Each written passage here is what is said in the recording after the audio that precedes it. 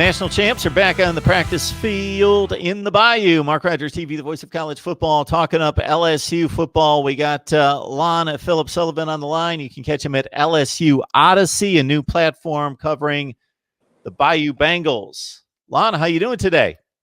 Doing wonderful, Mark. How about you? I'm doing just great. And, of course, we need our LSU football coverage because, as you say, this is not a one-year wonder. Nope. And we're continuing right where we left off last year. We're staying aggressive.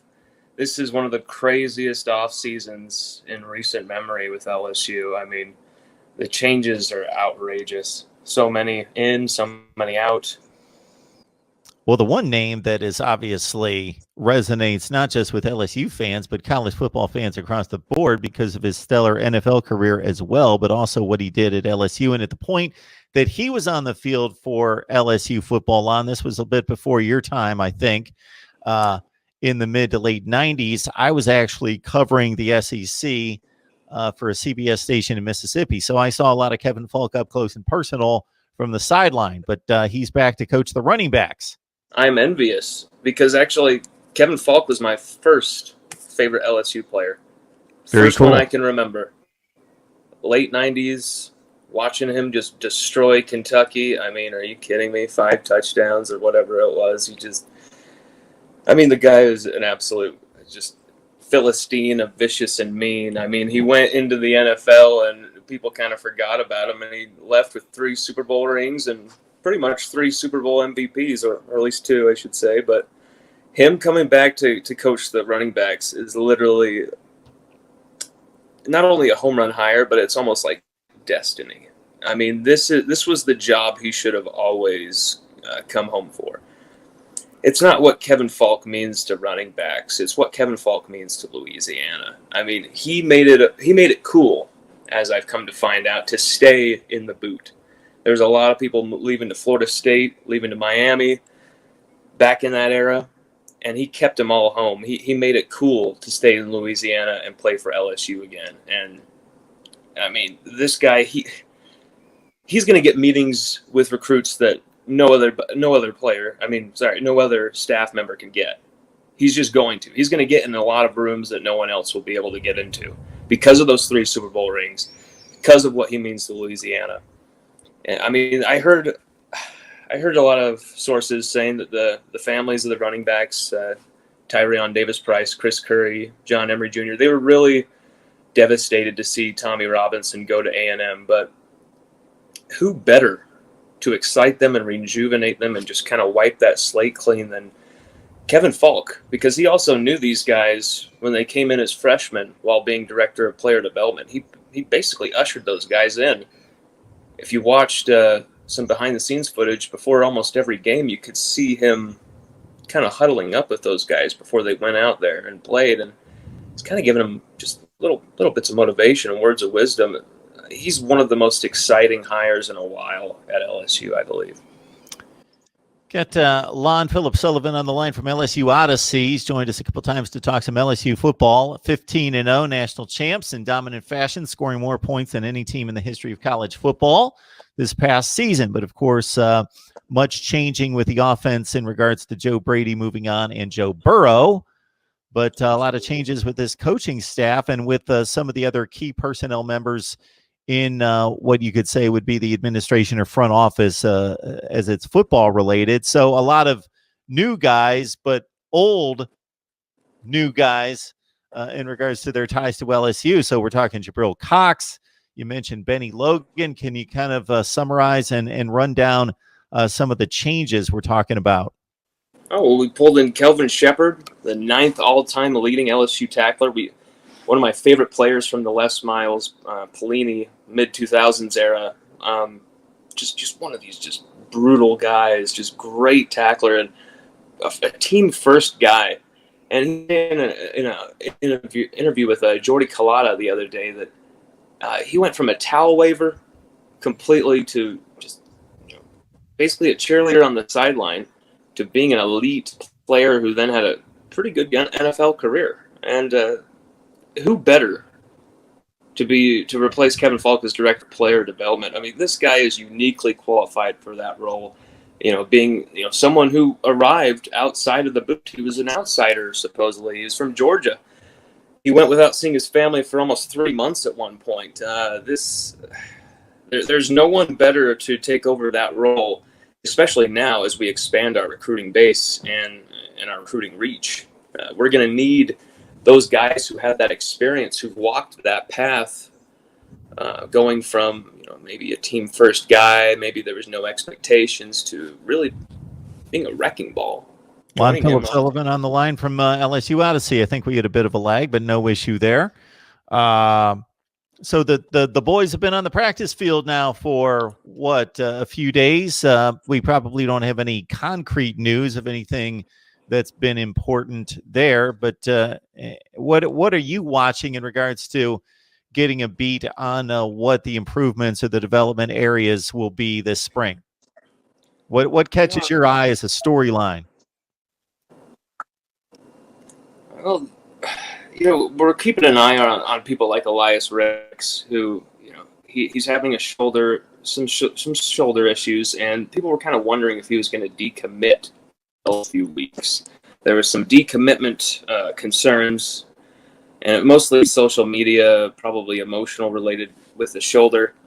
It was great to see him on the practice field because we weren't supposed to see him at all in spring. He was supposed to be persona non grata, and instead we saw him limited.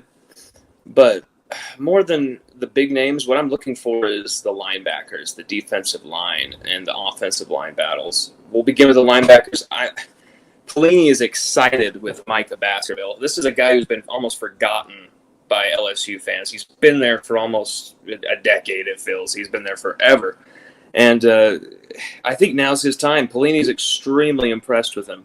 Damone Clark, and then we got this new guy from North Dakota State. This guy is special.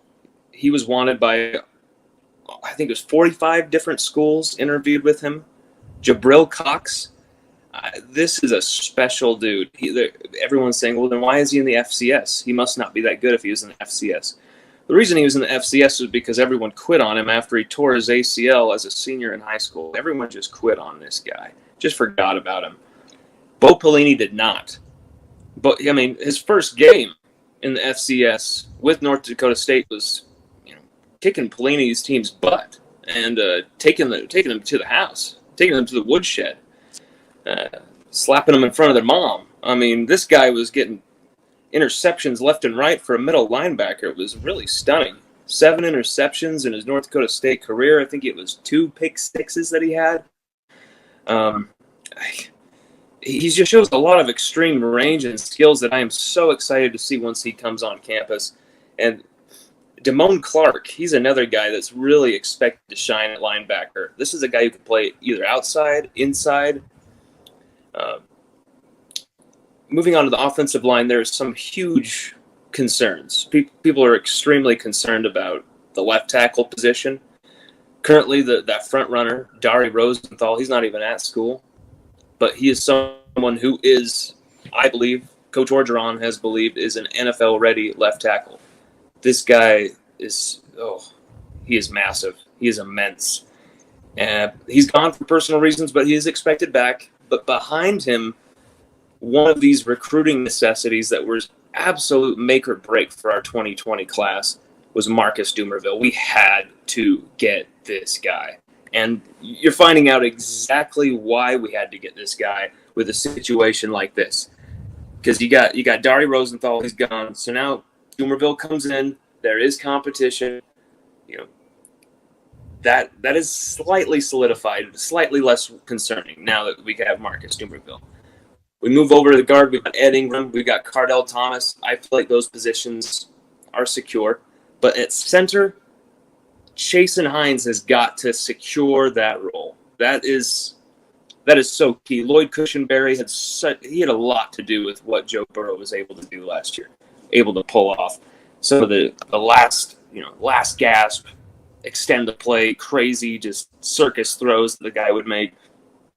That was because of people like Lloyd Cushenberry keeping that pocket fresh just long enough for him to get rid of that ball. Austin Deculus, he's sealing up on the right tackle side, but as far as depth, and and options, offensive line, we're a little thin. And we've had to move defensive linemen over the offensive line just to shore it up, just to give some competition for places. But defensive line is where we have just a variety of just vicious dudes. We've got some we've got some skilled guys over there on defensive line. We've got a bunch of returners. We've got Shelvin. We've got Ika. We've got Glenn Logan. And then you've got Jacqueline Roy, Philip Webb. You got Jacoby Guillory up the middle. I mean, that's just the tip of the iceberg. Then you go to T.K. McClendon, who may even be the most talented of the bunch, according to Coach Orgeron. He was a tight end last year. I mean, this is what LSU does, Mark. I mean, we've got guys who are just pure athletes, and then this is how you can get on the football field. Okay, I'm going to go do that. And then they go do that. And Mark Rogers. Oh, my bad. I think we had a bit of a lag there. I'll just cut that. That was my fault. No, we're good. Mark Rogers TV, the voice of college football, breaking down the Bayou Bengals, and we do that with Lon Philip Sullivan, who joins us from LSU Odyssey. And so you told us about your excitement and the fan base's excitement about Eric Gilbert the last time we chatted. He's on campus. You got 8 early enrollees. You've got the other 5-star cornerback Elias Ricks, a couple other top 100 players and defensive end BJ Ojolari and safety Jordan Tolles as well. So it's going to be interesting to see these guys get the jump on fall practice. They're on campus and ready to go, and they're going to be pushing for jobs. Oh, yeah. Tolles is looking good. Tolles is looking like a cool customer. I mean, we're going to be starting to hear For Whom the Bell Tolls by Metallica played every time this guy makes a hit, Mark. I mean, this guy... They need to take some of your suggestions, Lon. They could run with that one. Yeah. I mean, he's a sizzler, man, and he's pushing.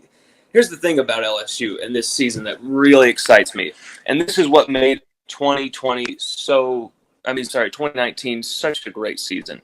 The competition for spots. We are 4 to 5 deep in each spot. And what do you do when you have competition for spots? You get everyone's best. And when you get everyone's best, everyone's pulling in the same direction. Everyone's pulling with the same. It's going to be special. We're going to have guys who are playing for spots, and then we're going to be rotating in. We're going to be seeing guys in a lot of different areas. I'm really excited for what we're going to be doing here. Jordan Tolles at the back. We've got Mo Hampton, who's making crazy catches in outfield for baseball right now. He's got a little injury concern with his back, but he should be fine. And then we got some returners with Kerry Vincent Jr., Jacoby Stevens, who was definitely supposed to be going to the NFL draft. And we're very glad he stayed because we need every person who can make up the Delpit. That's a spot that we've really got to make sure we take seriously, because so much of Pelini's defense and his defensive philosophy is about those safeties being able to be comfortable in cover 2, 3, 4, being able to disguise those coverages, being able to switch those coverages on a dime right before they snap the ball. The 2 safeties are the most pivotal, I think, of the defense for a Pelini scheme. I mean, you want to talk about the linebackers and their speed jumping the gaps. You want to talk about the linemen, clogging and destroying those holes for the running back and just shooting those gaps. That's fine and all, but really the safeties are the most key of that defense. And with Jordan Tolles, I think we're going to see someone who's looking to steal some spots. Shop Amazon using the link in the description section below. You help us build the channel. Got Lon Philip Sullivan on the line from LSU Odyssey, breaking down the Bayou Bengals. And, of course, it's going to be another interesting run in the SEC Western Division with what Jimbo Fisher is trying to build at Texas A&M. Of course, that game was no contest this past season against LSU, 50-7. Alabama's always there, and with a new quarterback in play for the Tide and Auburn as well. Certainly we'll have you back on, Lon, to talk about the SEC Western Division and if there are any other big news items coming out of spring camp here. Absolutely. And, hey, be on the lookout for Carter Sheridan. and Russ Callaway. Those two analysts are going to watch out for the LSU analysts, okay? We're going to be turning a trend into making analysts coaches here at Baton Rouge. That's going to become a trend because of LSU. And Mark, you got to have me on because we got to have some smack talk session about the swamp, okay? We're going to be coming into the swamp and we're going to drink it down, baby. We'll see you in October, Mark. Well, you're not going to have the SmackDown session with me because I'm a neutral analyst here when it comes to LSU in Florida. Oh, Maybe we can we'll bring on we will have a Florida contributor come on, and we will have you guys go at it. Okay. Lon, we'll see you soon. I appreciate you coming on. No problem.